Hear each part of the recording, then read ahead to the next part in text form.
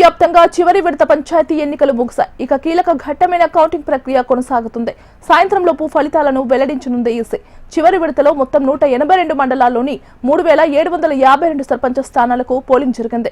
ఈ సర్పంచ్ ఎన్నికల్లో 12640 మంది అభ్యర్థులు పోటీ పడ్డారు. అలాగే మొత్తం 28406 వార్డులకు ఎన్నికలు జరగగా 75283 మంది బరిలో నిలిచారు. ఇక అభ్యర్థుల భవితవ్యాన్ని తేల్చేది కౌంటింగే కాబట్టి పోటీలో నిలిచి వారితో పాటు పార్టీల ఉత్కంఠ నెలకొంది. మరోవైపు ఎలాంటి అవాంఛనీయ ఘటనలు చోటు చేసుకోకుండా కౌంటింగ్ కేంద్రాల దగ్గర భారీ బందోబస్తు ఏర్పాటు చేశారు అధికారులు.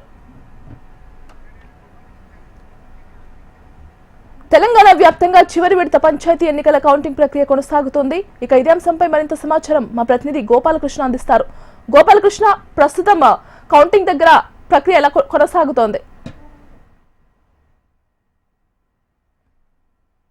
మొత్తం తెలంగాణ వ్యాప్తంగా మూడో విడత గ్రామ పంచాయతీ ఎన్నికలకు 1 గంటకు ముగిసింది. ఈ నేపథ్యంలో కౌంటింగ్ ప్రక్రియ ప్రారంభమైంది. మొదట వార్డు మెంబర్లకు సంబంధించినటువంటి ఓట్లను లెక్కిస్తూ ఉన్నారు. ఓట్ల లెక్కింపు నేపథ్యంలో 1 వరకు ఎన్నికలు జరిగాయి. 1 తర్వాత ఓట్లకు సంబంధించినటువంటి లెక్కింపు కొనసాగుతోంది. ఈ నేపథ్యంలో పోలింగ్ సెంటర్ పరిసర ప్రాంతాల్లో ఎక్కడ ఎవరు ఉండకుండా జాగ్రత్తలు అయితే తీసుకున్నారు. పూర్తిగా నిర్మానుష్యమైనటువంటి వాతావరణాన్ని క్రియేట్ చేశారు. ఎందుకంటే మొదటి విడత, రెండో విడతకు సంబంధించినటువంటి ఎన్నికల్లో చాలా చోట్ల కొంత అవాంఛనీయ ఘటనలు దారితీసేటువంటి ఘటనలు జరగడం, వాటిని చెదరగొట్టేటువంటి ప్రయత్నం పోలీసులు చేయడం, ఇలా కొంత ఉద్రిక్త వాతావరణం అక్కడక్కడ కనిపించింది. ఈ నేపథ్యంలో పోలింగ్ జరిగిన చోట ఎట్టి పరిస్థితుల్లో పోలింగ్ తర్వాత కౌంటింగ్ జరిగేటువంటి సమయాల్లో ఎవరు ఉండకూడదు అనేటువంటి ఒక నిబంధన పెట్టుకున్నారు.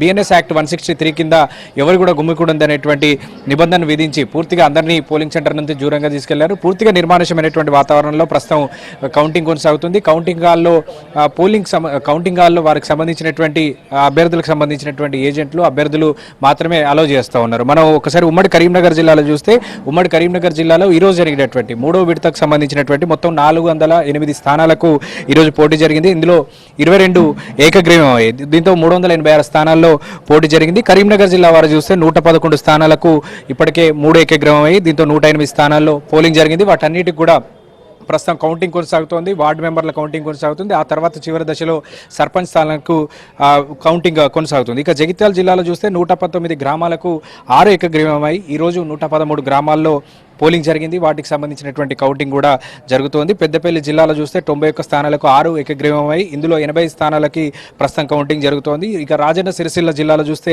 87 స్థానాలకు గాను 7 ఏకగ్రీవమై ఇందులో 80 గ్రామ పంచాయతీలకు పోలింగ్ జరిగింది. ఇప్పుడు వాటికి సంబంధించినటువంటి కౌంటింగ్ కొనసాగుతోంది. ఇలా చాలా చోట్ల ఇంకా కౌంటింగ్ ప్రక్రియలోనే ఉంది.